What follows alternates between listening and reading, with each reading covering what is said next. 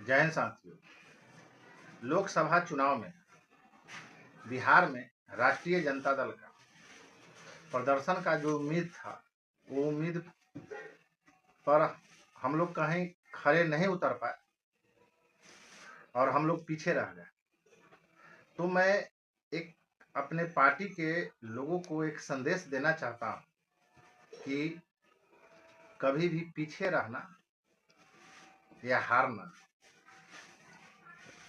इन निराश होने के लिए नहीं है।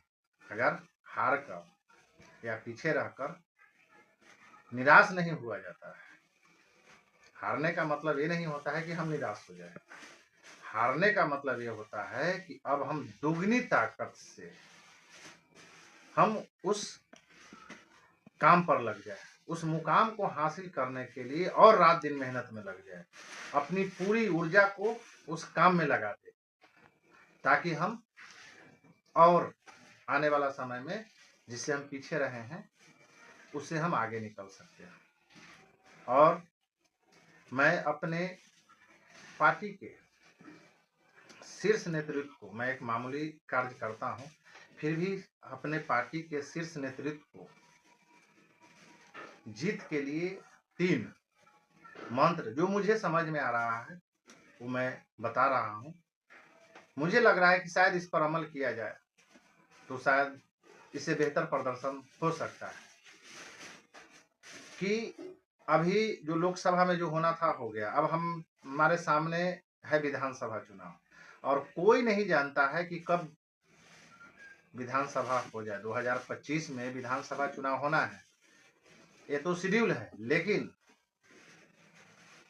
2025 में ही विधानसभा चुनाव होगा इसकी कोई गारंटी नहीं है, क्योंकि कहीं न कहीं नीतीश कुमार जो हमारे आदरणीय मुख्यमंत्री हैं बिहार के, उनको तीसरे नंबर की पार्टी बहुत खल रही है। इसलिए वो जाहिर सी बात है कि वो भारतीय जनता पार्टी पर विधानसभा भंग करने का दबाव डालेंगे ही। और कभी भी हमको तो लग रहा है कि इसी 2024 दिसंबर तक विधानसभा चुनाव हो जाए। इसलिए पार्टी को जो लोकसभा में जो प्रदर्शन था वो कर दिए, जो समीक्षा करनी थी कर दिए। अभी से हमारा पूरा ध्यान विधानसभा चुनाव पर केंद्रित होना चाहिए और विधानसभा चुनाव में जब तक ये 3 मंत्र लागू नहीं करेंगे तब तक फिर भी हमारे समझ से प्रदर्शन में दिक्कत होगा। पहला कि अलायंस अभी बन जाना चाहिए और वैकल्पिक टिकट उम्मीदवार को मिल जाना चाहिए, न कि अलायंस नॉमिनेशन के दिन बन रहा है, टिकट नॉमिनेशन के दिन बन रहा है, मिल रहा है। जो उम्मीदवार है उनको खुद पता नहीं कि हमको चुनाव लड़ना है, टिकट मिलेगा कि नहीं मिलेगा। वो जनता से रूबरू नहीं हो रहे, कार्यकर्ता से रूबरू नहीं हो पा रहे। तो इसलिए पहला मंत्र है कि अलायंस जितना जल्दी हो, 10 से 15 दिन, ज़्यादा से ज़्यादा 20 दिन या 1 महीने के अंदर अलायंस बन जाना चाहिए। और कहाँ से कौन लड़ेगा, एक प्रकार का वैकल्पिक टिकट अभी मिल जाना चाहिए।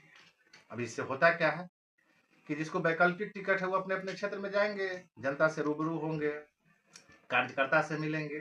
तो पहला मंत्र की अलायंस अभी बन जाना चाहिए और वैकल्पिक टिकट का बंटवारा हो जाना चाहिए। मेरा दूसरा मंत्र है या सलाह कहिए कि ऐसे लोगों को टिकट मिलना चाहिए जो उस क्षेत्र में बगैर पार्टी के सपोर्ट के अपने दम पर 25 से 30 हजार वोट लाने की क्षमता रखता हो। यानी कि अगर वो व्यक्ति अगर निर्दलीय भी चुनाव लड़े तो उसको अपने दम पर कम से कम उस क्षेत्र में 25 से 30 हजार वोट लाने की क्षमता हो। ये नहीं कि वो सिर्फ पार्टी के दम पर वोट लाने वाले लोगों को टिकट नहीं देना चाहिए, क्योंकि जो लोग पार्टी के दम पर वोट लाने वाले लोग हैं वो कभी, अभी जिस प्रकार का जो भारत और बिहार में जो खेल हो रहा है, ऐसे सिचुएशन में वो लोग सीट नहीं निकाले। इसलिए दूसरी बात है, मेरा दूसरा मंत्र है कि कभी भी टिकट ऐसे लोगों को दीजिए जिसके अंदर दम खम हो और अपने दम पर, चाहे वो निर्दलीय लड़ जाए, 25 से 30 हजार वोट लाने की क्षमता रखता हो। जैसे अभी देख लिए है, पवन सिंह निर्दलीय लड़े, अच्छा प्रदर्शन किए, पप्पू यादव निर्दलीय लड़े, जीते। तो उसी तरह विधानसभा में भी ऐसे लोगों को टिकट दीजिए कि जिसको अपने क्षेत्र में, उस विधानसभा में पकड़ हो, जो कि पर्सनली कम से कम 25 से 30 हजार वोट आपका नहीं, पार्टी का नहीं, अदर का वोट, किसी भी जाति का हो, किसी भी पार्टी का हो, उससे लेने का दम रखता हो ऐसे लोगों, और ऐसे लोग हैं। ऐसा नहीं है कि हमारे पार्टी में ऐसे लोग नहीं है, सिर्फ नजरअंदाज किया जाता है, क्योंकि वहां चरण वंदना करने वाले लोग, चापलूसी करने वाले लोग ज्यादा हैं। ऐसे लोग हैं जो कि आज निर्दलीय लड़ जाए 25 से 30 हजार वोट एक विधानसभा में आराम से ला सकता है। और मेरा तीसरा सलाह कहिए, मंत्र कहिए, यही है कि कार्यकर्ता और नेता जमीन पर, तेजस्वी जी के रैली में स्टेज तोड़ने से कोई फायदा नहीं। और मैं ये कहना चाहता हूं कि जितने नेता जो तेजस्वी जी की रैली में स्टेज पर चढ़े हुए रहते हैं, अगर वो गांव में जाकर, घर घर जाकर, जिस प्रकार एक पंचायत चुनाव होता है, एक वार्ड काउंसलर का चुनाव है, पंच का चुनाव है, सरपंच का चुनाव है, मुखिया का चुनाव है, जिला परिषद का चुनाव है, जिस प्रकार अपने चुनाव में क्या करते हैं सबको पता है, अगर उस प्रकार कार्यकर्ता जमीन पे उतर के, और तेजस्वी जी के रैली में सिर्फ जो स्टेज पर जो धक्का मुक्की करते रहते हैं फोटो खिंचवाने के लिए, वो कार्यकर्ता अगर घर घर जाकर मेहनत करे तो रिजल्ट अच्छा होगा। लेकिन अब कार्यकर्ता मेहनत कब करेगा, तो इसके लिए जो विधानसभा में जिसको चुनाव लड़ना है, जिस नेता को लड़ना है, उस नेता का, विधायक का और कार्यकर्ता का आपसी मेल मिलाप, आपसी सहमति, आपसी बंधन अच्छा होना चाहिए, मेल मिलाप अच्छा होना चाहिए।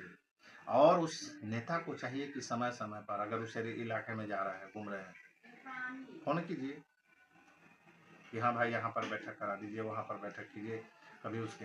तो यहाँ नेता क्या करते हैं कि वो फिक्स कर लेते हैं, चारों चापलूस के दरवाजे पर जाना है, और उसका रिएक्शन क्या होता है कि बाकी लोग क्या कहता है पीछे में, अच्छा देखेंगे, वही वोट के ठेकेदार है, वोट दिला देगा, जिता देगा, देख लेते हैं, मिजाज ठिकाने लगा देंगे। और मेरे जैसा लोग अगर कहेगा कि ऐसे ऐसे आपके पीछे बोला जा रहा है कि मिजाज ठिकाने लगा देंगे, तो नेता सोचेगा जो विरोधी है। क्योंकि मैं इस बार चुनाव में अपने नेता को बता चुका हूं कि आप जहां जहां बैठते हैं उससे रिएक्शन हो रहा है, एक ही जगह आप नहीं बैठिए। इसलिए नेता जो विधानसभा चुनाव में जो विधायक लड़ने वाले हैं, उनको मैं कहता हूं कि कार्यकर्ता से मिलिए, जनता से मिलिए। मेरे दरवाजे पर रोज आपको आने की जरूरत नहीं, मेरे घर पे आने की जरूरत नहीं है, एक जगह बैठने की जरूरत नहीं है, क्योंकि बहुत हमारे समाज में रिएक्शन है लोकल चुनाव को लेकर, और आजकल जानते ही हैं कि क्या हो रहा है। इसलिए कार्यकर्ता को, तीसरा मेरा और आखिरी मंत्र यही है कि कार्यकर्ता को जमीन पर उतरना ही पड़ेगा।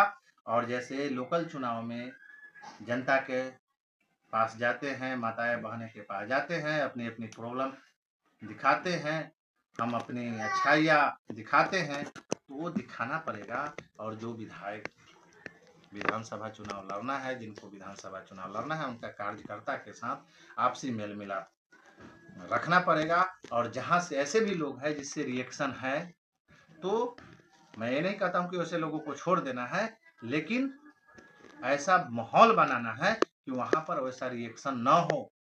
अगर मान लीजिए कि मेरे से, अगर पार्टी में कोई पद से अगर मेरे से रिएक्शन है 10 लोग जो खराब हो सकते हैं, जो हमारे रिएक्शन से वोट खराब किया जा सकता है, तो श्याम नंदन राय उस पद से तुरंत त्याग पत्र दे देगा। क्योंकि हमें पद नहीं, जो सच्चा कार्यकर्ता होगा, जो सही में आपका शुभचिंतक होगा। जैसे मेरे पास एक दिन आए थे, हम कहे कि आज के बाद मेरे यहाँ जब तक चुनाव नहीं हो जाता है नहीं आइए, तो कार्यकर्ता से रूबरू होइए, कार्यकर्ता से बात कीजिए, कार्यकर्ता को प्रोत्साहित कीजिए। और कार्यकर्ता पैसे के लिए काम नहीं करता है, कार्यकर्ता तनख्वाह के लिए नहीं काम करता है, कार्यकर्ता को सिर्फ शाबाशी चाहिए। आप मेल मिलाप में रखिए। और मेरा मानना है कि अगर ये 3 चीज पर अमल किया जाए तो जरूर 2025 में हो या 2024 के लास्ट तक विधानसभा चुनाव, इसमें हम लोग अच्छा रिजल्ट लेकर आएंगे। और मैं उम्मीद करता हूं कि इस पर कोशिश किया जाएगा। जय हिंद, जय भारत।